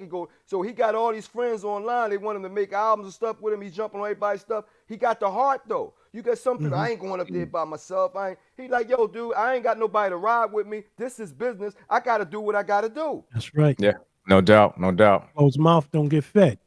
Yeah. You got to keep it moving, man. I can't wait for a whole crew of dudes to go with me. If y'all can't go, I got to go. If they want my money anyway, they don't want 5 rappers. They want Griot Noy. So I'm going to be there. That's it. Straight like that. So how is that music thing coming along with you? Because I know we spoke on that a while back. You still doing any of that? I can still produce my behind off. It's distribution. You got to get it in front of more people, and it's expensive to do that. And this whole thing called viral, I mean, that's crazy. Go viral, make it go viral. It's like, come on, man. Like, that's like, spending your nights, throwing it. And then what's going on now, people fake with that viral stuff, man. You got people that got money, and they put money behind it, and then they say it went viral. You know what I mean? Yeah. Once again, you got that control to do that. You got the control to do that. Stop lying, cuz. Yeah, everybody don't have that. It's sexy in public to say it went viral. Like, the people chose it, not me, so it's the new game, but they got money behind it. Yeah. So when you when you negotiating for your book deal, do you get little control over the negotiations or a lot of control? It depends on what you want and how many books you sold previously. That's just the same thing. I'm talking about when O go sit down with that man to discuss that deal, do O negotiate with confidence and control? Like, what's your control limit there when you negotiating for your book? Numbers, brother. That's the most control you're gonna get. Numbers. What did you do last time? That's the main thing, dude. What's the numbers? That's what gave me control. When you bring up Fly Girl and they got the numbers, that gets me a new deal. That's bottom line. That's what I want to hear. Analytics. They even doing sports now. Analytics is now they got the social media. How many followers you got? And I only got 10,000. I don't know if Instagram is holding me back. I need 50 people to break 10,000. 50 people. All I need is 50 followers. But this y'all hear that? Y'all hear that, right? I'm not gonna follow him. It's like his money or something. I'm not gonna follow him. All it is a click of a button to say you follow. Then you can forget about me. You can forget about me. But they act like, no, I'm not gonna follow him. It's crazy, man. It's crazy. All I need is 50 people. 50 people to follow me. Just press the button and forget about me. But they look at it like it's money. I'm not giving Omar my follow. I'm not going. He has to earn my follow. It's crazy. But you'll give your follow to a 5-year-old kid that did some bubblegum commercial. Oh, isn't that cute? I'm going to follow him. It's crazy. But then when the numbers come, I try to get a sponsorship. Oh, Omar, you only got 10,000. Dude, I sold 3 million books. Yeah, but right now you only have 10,000 people following you. So it becomes awkward. Like that. How do I explain that? How do you explain that? Go back. That's crazy. The social media thing is getting crazy, man. It's like taking over everything, man. And this is the brother's book there. That's the new one out, man. Control. Go get that, man. Everywhere. Go get it, man. Yeah, man. Amazon. If you don't want to get in your car and go to the bookstore, go Amazon and everything. Yeah, man. Audio and everything. So tell us what's this project here you got going on with a young lady here? What's going on here? She was interviewing me. I'm doing just like you guys are podcasters. Okay. You know, Kimberly S. Reed, she's like inside the business community, and she does a lot of podcasts and events. So I wanted her to interview me because she has an audience already, And I know that she knows how to interview well because as Right. y'all know right now, I don't like dead air time. So if you Right, get right. quiet and I'm just gonna start talking about what I'm doing because I'm a Exactly. journalist and I'm looking at the Exactly. time. Like, Exactly. so if you ain't got the questions, I'm doing this here. Like, all right, let me just start talking. Yeah. You know? But That's Yeah, yeah, it. Kimberly S. Reed, I did a whole tour. Martha Jews is in Baltimore, so I did a whole tour with podcasters in each city. You know, I'm going That's to good. Alabama, Birmingham, Alabama next. I'm gonna be there. What's that? Thursday? What's that? August the 1st, I think it is. Yeah, next Thursday. So I Yeah, do because all these different events yeah, with podcasters because they yeah, know how to talk, they know how to yeah, interview, because and they have an audience. you did say that you want to get on more podcasts now. Yeah, Start jumping definitely. on them, Oh, which I'm a is a good talker. thing. Yeah, Invite which me is a on good thing. everything. Let's talk Yeah, about the book, everything. I'm trying to jump on because which is a that's the good new thing. media now. Y'all, you Yeah, yeah, guys are the yeah. new media, so you got to Hmm. get hip to that. Hmm. Yeah, So, podcasting. so how important are reviews to you? And stuff like that when you get reviews and people read your book and everything like that. How important is that to you? Well, it's the word of the mouth of the people. You gotta have that. Hmm. So they say, I got 1,000 reviews. That means 1,000 people wanted to make comments on it. That's a good thing, brother. You know that. The Hmm. comments is Hmm. always, that's what they Hmm. want, It's welcome. interaction. So if Hmm. they interaction with a review, you know you doing well. But you got to get it to them first. And that's the thing. So I got to do 1,000,000 podcasts, run my mouth so they can read the book. Then they'll do a review because it's a damn Right, good book. It's a damn right, good book. right, So right, I right. got a podcast coming next week. Sisters called me up for the 24th, and they read all the book. I said, "Did y'all read the book? Did y'all read the book? Because if y'all ain't read the book, I'm gonna give away I a ain't lot of coming. stuff that y'all don't want to hear. You know what I Hmm. mean? Like, cause that book is really convoluted, where you get to the ending, Eh, and a whole lot of crazy stuff happens. Where Yeah, you like, yeah, oh my man. God, Yeah, Omar, oh my God. So I'm like, if yeah, you didn't read it, you don't want me talking about that book if you didn't read it yet. So it's one yeah, of Right. them books exactly. where I have to wait. I got to be patient and let them read before we Hmm. talk in detail. And then once Hmm. they read it, oh, we gonna have a good time. We gonna So have do a you? good time. So Yeah, do you ask when you have your book signings? yeah. Do you ask the people who get in a book sign, what do you like about the book, or do you talk to them about the book, to see if they actually read it or not, Or you just sign the book. or you just sign the book? Typically, when you're doing a book signing, they just buying a book. They don't have it yet. So unless they bring in an old book, like Control, I'm on tour now. So now I Oh, get I to the see what you're West saying. Coast. I see. Yeah, if I get to the West Coast, they should have read it by now. But a lot of Hmm. times they wait to come to the bookstore to buy the book and get it signed. They don't buy it. So I wish they would buy it like that, but you would have to do a late tour. So most of the time, the Uh, way we tour, we don't tour like music after they know the single already. We tour to sell the book. So that they mhm. know I'm coming. Like Charlemagne the God right now is doing a lot of events where you got to pay to get in because they're selling a book for entry. So Mm. therefore he's Okay, doing a okay. tour to sell the. That's what we do. Oh, We that's the do tours game. to sell the book versus Mm. music. You doing a tour to expand the music, to Hmm. expand the, you know what I mean? Because you Right, already I got got it you. I out got there. you. I got Yeah, you. it's I got you. different. But Yeah, we do because I tours could. to Yeah, sell the book. Yeah. yeah. I thought people come in with the book under their arm and be like, "Mr. Omar, can you sign this for me? I read your book and it was this and that." You know what I'm saying? So Yeah, that's they'll how. do that with old That's what. books. I got 30 of them, Uh, so they'll bring in the old books. But with the new book, that's what you there to sell the book. Now, if they I got come you. in with I a got book, they probably bought it a week. And typically, you do tours when the book first comes out. That's when you you. do Hmm. tours. Hmm. You Yeah. don't do tours 5 months after the book because now you didn't wasted the opportunity to get the numbers, right? So if you're going to do a Right, film right. premiere, you ain't doing a film premiere after the film been out 5 weeks. You're going to do it the first week because you want to get Hmm. the momentum. That's the Hmm. momentum. So we do Yeah, book tours to get that momentum to push the book forward in the first month, in the first week, in the first day. That's what you tour for. that's Yeah, good, it's man. different. That's It's good. different from music. Big up to my man And then here, the man. music, y'all get paid to sing. I don't get Hmm. paid to do readings and stuff. Y'all get paid to go up there on stage. That's different. Right from the Yeah, gate. yeah, yeah, Yeah. yeah. It's like, what's So that boy name? The old dirt, ODB. Who want to ODB. make an MC if I can't get paid to be an MC? Exactly. yeah. Yeah. So listen, tell me, what is the most surprising thing you learned about yourself becoming a writer with so many publications and stuff out?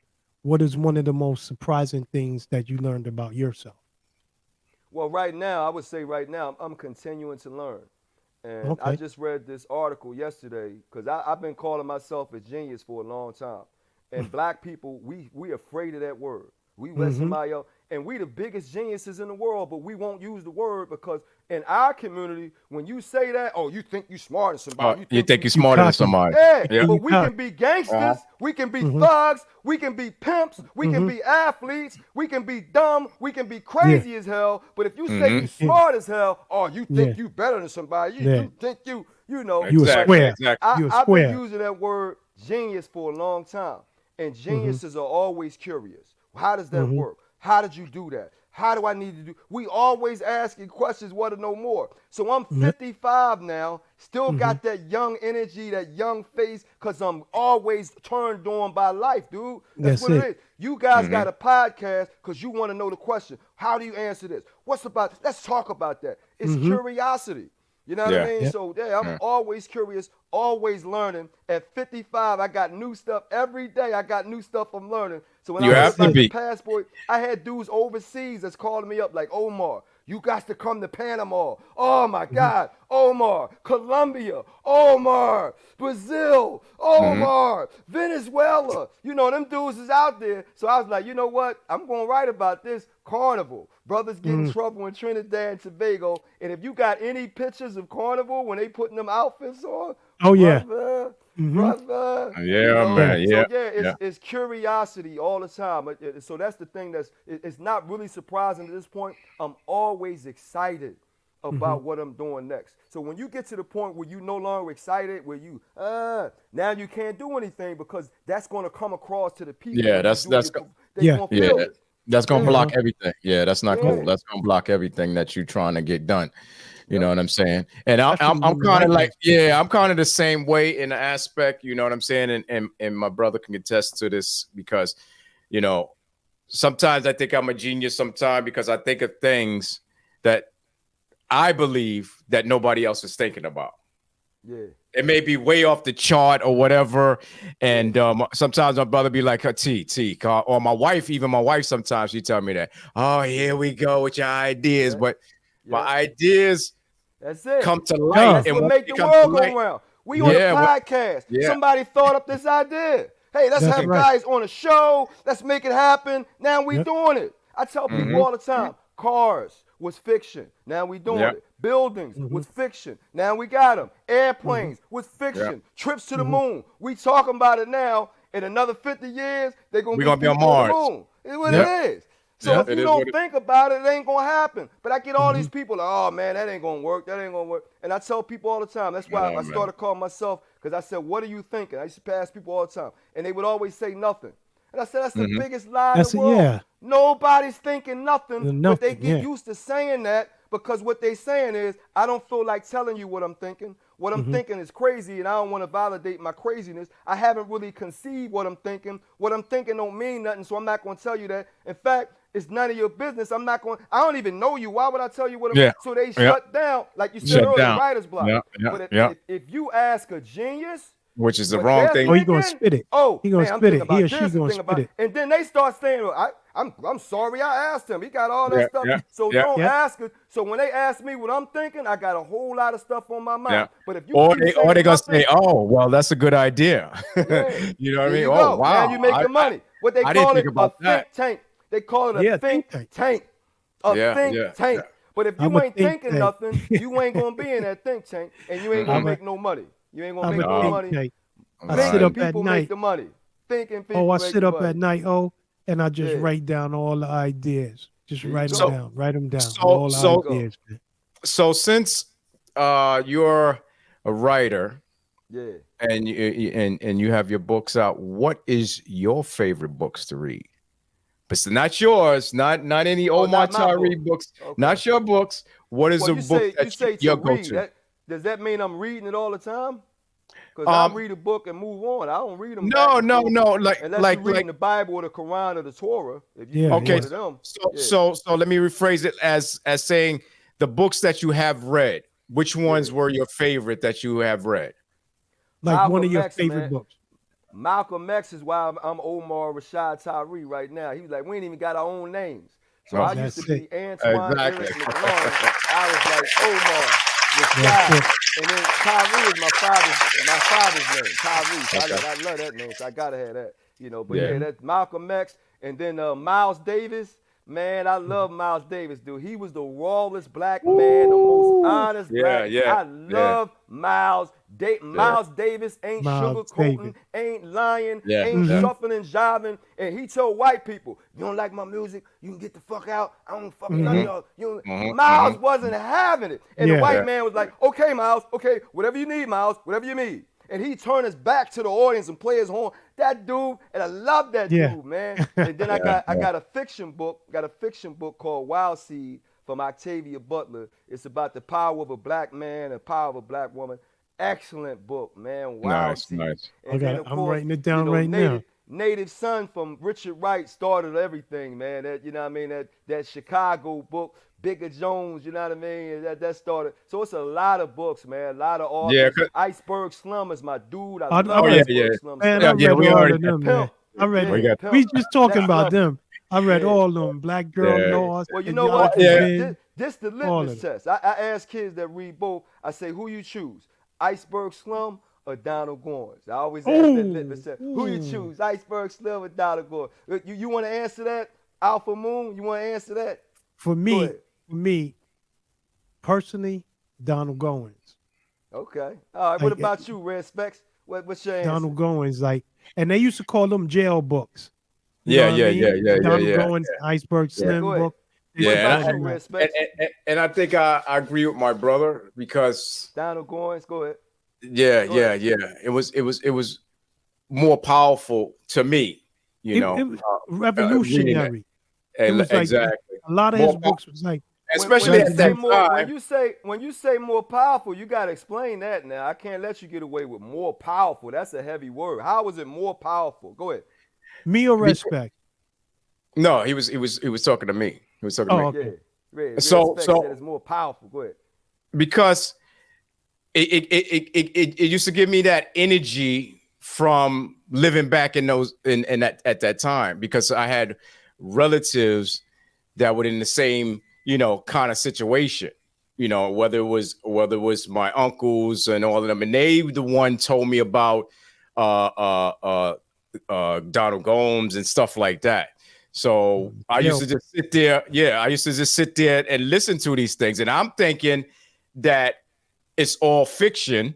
A lot of it was fiction.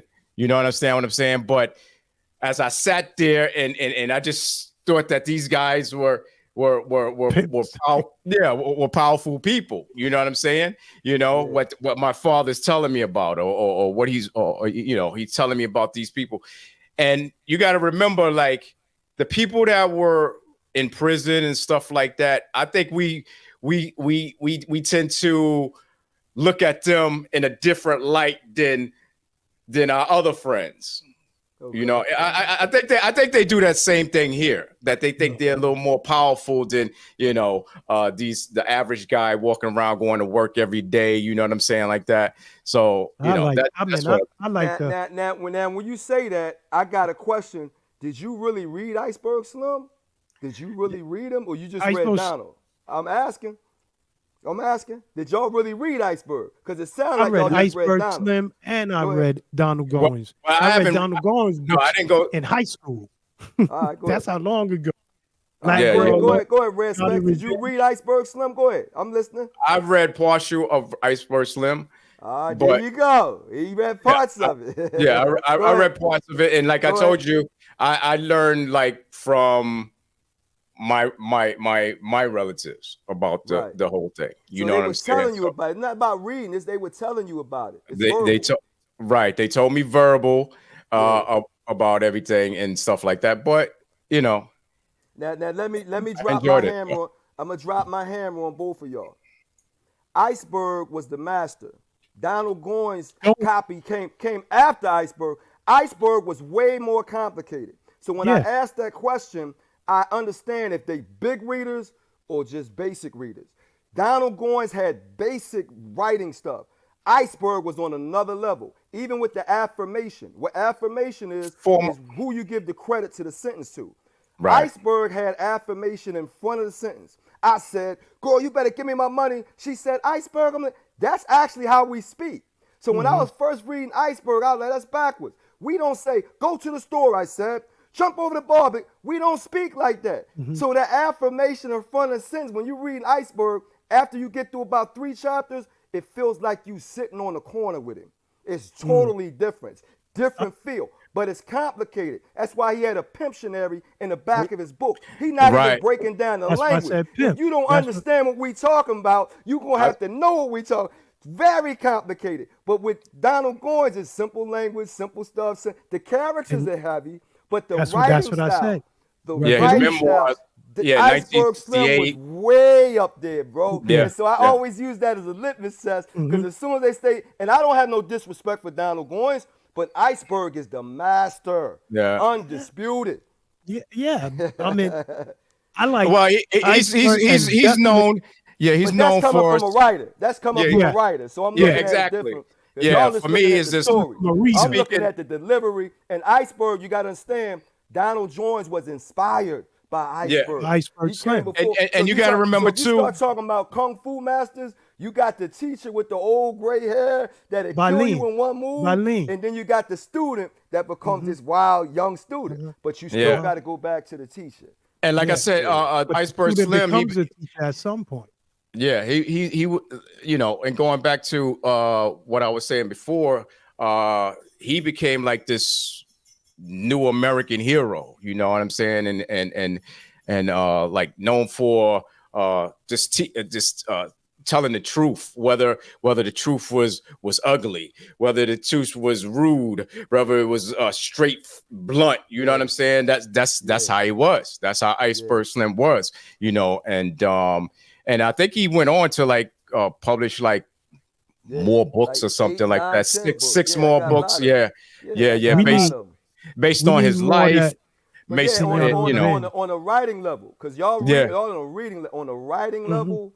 Trust me, Iceberg is way. So when you hear the complicated people, they choose Iceberg. So when you hear Iceberg Slim, Ice-T, all them dudes, Iceberg is that because they elevated. They at that next level. But just for people that just want to read the easy, straight to me, Donald Goines. So I always understood that from day one, because it took longer and I had to use more of my brain to understand what Iceberg was doing. Donald Goines is straightforward. So immediately I was like, I went to Iceberg like, yo, dude over here. And then I copied some of Iceberg stuff with the affirmation at the front of the sentence. Girl, get over here. I told her, I did a whole lot and then people say the same thing about my work. Omar, it sounds like I'm right next to you. And that's what I was saying too. Yeah, and that's what I was saying too about them two, is like he was Slim was like my uncles in them. That's what I saw. You know what I'm saying? And that's what made me feel the way I feel, because I love my uncles. And that was them, Uncle Charles and Joe. And they had that, you know, it was just them. You know what I mean? They didn't care what they say, how they say it. Well, they both on the list. They both on the list. Yeah, but they did care. Iceberg cared how he said it, because he said, I'm not watering down the language. You got everybody listening, go to Iceberg's book, and you got to go to the back of the book to learn what he's even talking about. He like, I ain't watering down nothing. I'm not even explaining it. You got to go to the back of that's creative power right there. Like, no. Yeah, I'm not, because the editors, I know, Iceberg, we don't understand it. I don't care. Go to the back. So listen up, people.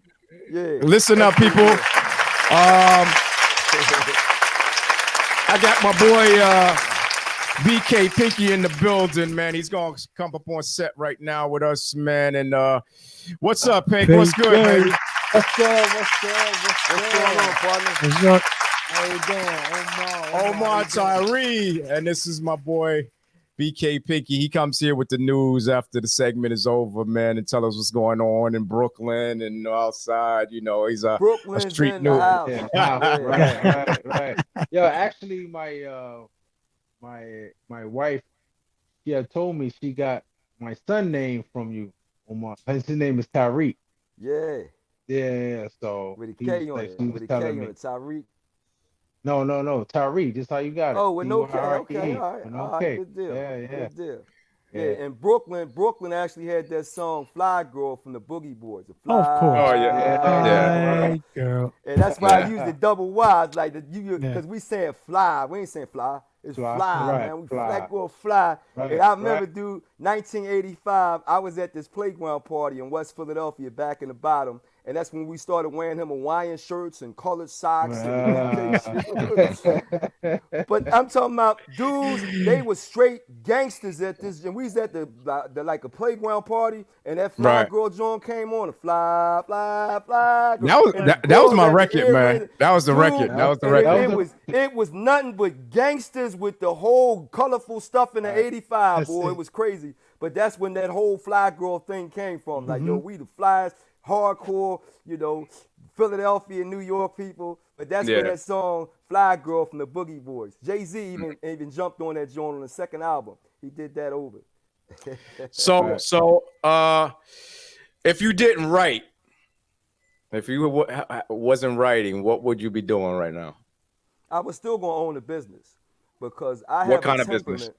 temperament. Pharmacy, barbershop, whatever. I was cutting hairs too at Pitt, so I was owning a barbershop. But no matter what, it would have been something that I own and control because Right. that's the way I don't like being out of control with somebody else telling me what to do, and I can't do it, dude. Like, I'm the oldest grandson.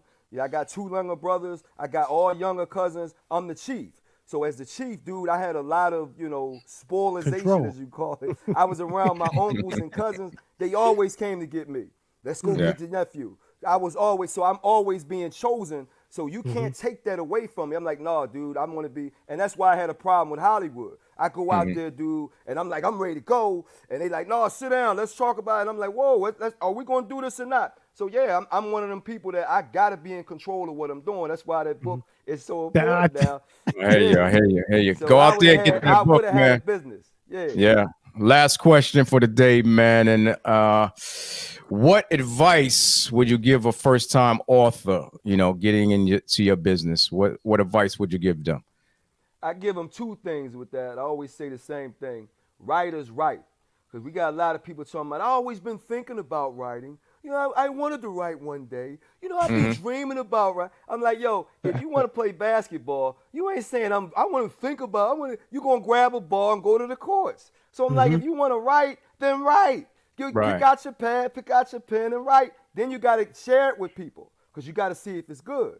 This is what you do. If you rhyming, you want to share. Yo, check this verse out. Yeah, You we got to send out share it some to see if it's samples. good. So if you writing and not sharing, don't mean nothing. You got to write it and then, yo, what you say? What you think about this? What you think about? Now that's where that courage comes out. You got to have heart. You can't be like, I'm gonna write. I don't want nobody to see it. Like, yo, I don't want nobody. Dude, you can't be no writer then. You don't want nobody to see it. What you doing? And then the second one, finish what you start. We got too many people. Yeah, I started writing. I just didn't finish it yet. When did you Exactly. start writing it? About 5 years ago. Dude, you got something in 5 years. Yeah. Finish it. So I tell people all the time, don't start trying to write a whole album.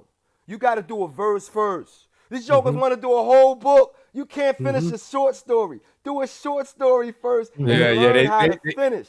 You got to learn how to finish. So you got to get the 16 bars, then you do the 32, then you do the 48, then you do the next record, then you can do an album. Yeah. You can't come out wanting to do an album and you can't do 16. Hey, Yeah. they can't even get to 6. They got to do 8. They got to spit Yeah, 8 you bars can't first. get 8. You can't go to I tell 16. You people, got to give me you first gotta 8 learn, bars. You got to learn to start with the easy stuff. I Write hear an you. essay, write a poem, write a short story before you start trying to mess with novels, man. Like, stop it, dude. Play a Yeah. quarter before you try to play the whole game. Oh, 4. You know what I mean? Yeah, man. Yeah. Yeah. Yo, man. My brother, it's been nice here talking to you on the show, man. And you can come back Thanks. anytime, man. We enjoyed your information, your knowledge, wisdom, understanding, especially about writing books and stuff like that. And much respect to you, man. And big up with that new book, man. Yeah, go out and get that book, people. Go out and get that book, man. Follow Omar on Instagram. 50 people.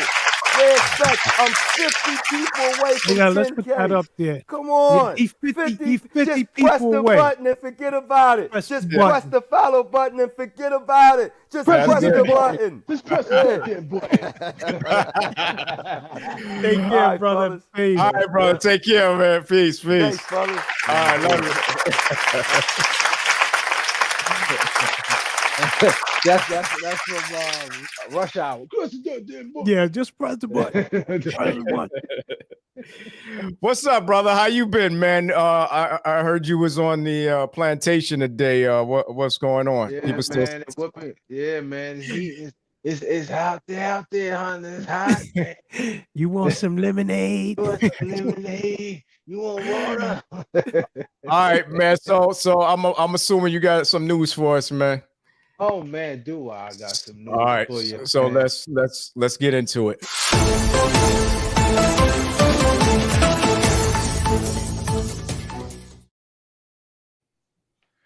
Good evening. This is BK Pinky for Food for Thought here to fill up your thoughts. Well, everybody know what happened Sunday, July 14th. It was a lone shooter, 20 years old, Thomas Matthew Crooks. He was on the roof at the Trump Republican prep rally in Bethel Park, Pennsylvania. Mr. Crooks had an AR-15 style assault rifle shooting toward Donald Trump and people in the crowd. One man died. He was a former fire chief of Buffalo, and two others was also injured. Mr. Crook was shot dead on scene by law enforcement. But I want to know where was the Secret Service? People was pointing at the roof, telling the man's got a gun on top of the roof, and they just shoved it off like it was nothing. And just like Mel's favorite song, it went from dreams to nightmares. Oh, it's crazy. Well, it was a director, Kathleen Cheetah, said they dropped the ball. They definitely did. I definitely think they dropped the ball because from them little Twitter videos that we see, that they were pointing at the guy on the roof. Correct. They was pointing. There you go. You see it. Matter of fact, he was walking around in the crowd beforehand. Mm-hmm. Walking around with those golf distant things. And that's how they chased him. They lost him. He went to the roof and shot him. Crazy. Right. Now Donald Trump should say his favorite words to these Secret Service. You're fired. All of you fired. Yeah, he definitely got you're fired. Yeah. Well, they gave him a second chance. They're in the RNC, the Republican National Convention, and see if they give him a second chance on life. Because after this, head's gonna roll after this. Oh yeah, for sure. What else you got for us? Well, up and coming rapper, Hand the God, aka also her name is Lumina Green. Mm-hmm. She was shot and killed at a Glamour beauty supply store in Oakland. She was there for a meet and greet for at the grand opening. So said she posted on Instagram that she was going to be there. She got over 20,000 followers. She's a big upcoming rapper in Oakland. Back in September 2023, she had made a diss song, saying call That's My Ex-Pac. It was implying to her ex-boyfriend getting killed. Allegedly, her ex-boyfriend was there was domestic violence towards her, and people really think that because of that song, that's why they killed her. So they went straight, the target. She was the target. They didn't shoot anybody. Only one person got hurt. But I heard it was just her being targeted. They shot at her only. Yeah, I heard about that too, Any man. arrests or anything? Any arrests or anything? Any Did they arrests? find anybody? No, they find nobody. Heard about 8 people or whatever, but it's no arrest so far. Yeah, man. What you I saying, heard Bishop? about that too. No, I'm just saying I heard about that too, where the boyfriend was abusing her, and Correct. she shot and killed him. I think she did 8 months or whatever she did in jail and came out, and then she just started, you know, boasting about it, I guess, in her raps and stuff like that. And I guess, I don't know, Oh, somebody who didn't like it and just Right. and caught her out there at the store. You know Right. what I'm saying? It So was the her family grand, members. Yeah, family members thinking it was a target towards her, because of that song. She made yeah. a music video about it as well. Yeah, Um, she did a couple of things things, talking yeah. about it, podcasts and a whole bunch of other stuff that she Right. had Right. did with that. And I these lyrics, man, these lyrics get people caught up. You know what I'm Pulled saying? up. A lot of ears listening. Mm-hmm. They got more ears listening than eyes watching them doing it. yeah, So man, yeah, man, yeah. Right. they got to be Certain things, careful. yeah, certain things is just off the table, man. To me, Yeah. but some people Mhm. don't have what do you call it though? They don't have it, Loose man. lips. Yeah, they just have the loose lips, and they don't care Loose about lips what take they a seat. say. Yeah, they don't care what they say. It could be to the dead and buried, to somebody that's sick or whatever. And some people go past that line, talk about people, kids, and all that, and different. So Mm-hmm. I don't know. Yeah. Certain things got to be off the table. Yeah, Yeah. man. What But else then you got? again, sometimes they don't Well, come from them. Yeah, yeah. well. Did y'all see that fight? The Shakur fight? No, Well, I ain't see it. I No. glanced through it because it bored me. It wasn't like Dante, or Davis So all the or talk was whatever. true. All the talk, it was bull crap. But the one who got the heat was Cam and Mace. Hmm. Well, Cam and Mace got all the heat from Jay Prince and Shakur Stevenson. And Jay Prince said, you doing shots, you get the fade and stuff like that. And we we from the hood, we get from the fade. What that means, Exactly. like, what you talking about? Shakur said, we get it packed, get strapped or Yeah. strap up, or He said, "Go get so the he strap." does, go get the strap. Yeah, Like, that's what what you he mean said. go get the strap? What you Mhm. mean go get the strap? Well, Cam and Mace ain't like that. So Mace told Mace told something about Jay Prince. You a 60-year-old dude trying to be a street Negro. Mhm. What are you doing? Like, you want to be a manager, or you want to be in the street? Like, pick one. Yeah, yeah. But they didn't Yeah. like that. They thought they was, little dudes. So Mhm. Mace let them know, we not no little Negroes, man. Mhm. We up there Been in now. here. The Yeah, kids we've been in respect. here. Yeah, they Yeah. gotta respect us too. So Yeah. you know what I'm saying. So Well, I don't know. All this, it's crazy. All this all the, talk, yeah, all this yeah. Back and forth on social media. First of all, they're host of a podcast that talks about sports. They're Right. sports commentators. Okay, so they were voicing their opinions. Just like us. Yeah, just like us, voicing their Like us. opinion on the guy. If he suck, he suck. He just got to get himself together and get better and do what he have to do. That's all it is. They, not everybody, like Cam said, everybody's not gonna like him. You know what I'm saying? Everybody don't gonna like him. So what you gonna do? Say I'm gonna beat up everybody because I don't you guys don't like him? You can't do that. You can't do that. Well, I to guess me, they it comes down to sometimes you just want to punk them. Yeah. Yeah, they sports that's the thing. commentators. But they sports commentators. They more what you do is because Mace told him oh, you trying to be selective. Because there was other people that say something about too, and you That, ain't yeah, say that is, nothing about yeah, them. that So is you selective. think you can come to me with that? You think you're gonna punk me about it? Mm-hmm. It's not happening. You know what Yeah, I'm it is. saying? It's just like when what's this dude? The baby came to Charlemagne and them with it, whatever, Mm-hmm.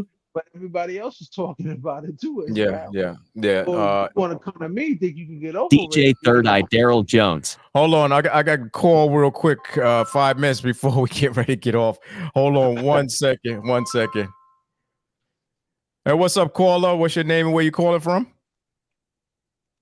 Peace, man. It's Darrell, man. DJ Third Eye. What's good, bro? What's up, How you brother? doing? What's up, bro? What's good?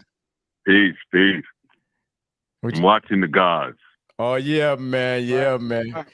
We just discussing Cameron Mace and Prince Jay and Prince. Yeah, Shakur Jay and Prince Shakur. incident, man. And it's sad that you know, it's coming to this, you know what I'm saying? So that's what we're discussing, you know. What you got going on over there, man, on your side? What's new with you guys, man? Man, I'm doing what I hope the listeners would be doing. I'm eating pistachios and paying attention to my brothers, getting my food for thought in order. That's what I'm That's doing. it, man. You know how I go. Yeah, You know man. how I go, man. Word. You heard Omar Tyree Yeah. doing his thing, publisher. So we got him up there, another brother trying to do his Yeah, thing. great job. Great job. Great Yeah. job. Great job, brother. Peace. Yeah. Really. That was not only great job, but he's producing, right?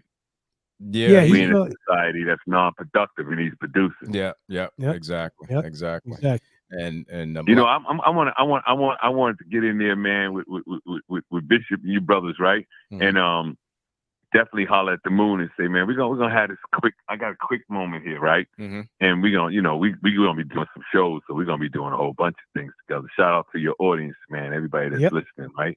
But I definitely want to chime in on the fact when we talking Trump, right? Mhm. I just want to backtrack on that. I just want to be clear, you know, my brothers, because, you know, some shiny sneakers and a bunch of little COVID money, none of that's really going to mean nothing in the end, right? That's And right. Black life, man, you know, we know what it is, and it's game, peace game, right? Mm-hmm. So if we know the game, man, I don't really give him no condoodles, right? Because there's a whole bunch of mothers out here, man, for us brothers all over this country, you know, even playing with and looking at it and trying to solve who shot him and how it happened, right? Mm-hmm. If we were so busy doing that, man, why don't we go on and what happens in the neighborhood when the mother trying to solve who killed her kids? Then it's like somebody snitching, don't say nothing, right? Mhm. And I'm Mhm. watching all the celebrities, everybody like you trying to solve it, right? Mhm. Mhm. You know what I mean? You're trying to solve it for a devil, man. Real talk, instead of just looking at it like, what about the principal of the neighborhood? We ain't worried about who getting shot in the neighborhood. Nope. Mm-hmm. Right. Nope. Right. That's just like I Correct. said with the You know story what I'm Bishop said with Chinky. Look, in 2015, and now they solving his murder. Like, what happened to the justice for that family? Mm-hmm. It's- I'm not going to be looking at somebody else in the world, right?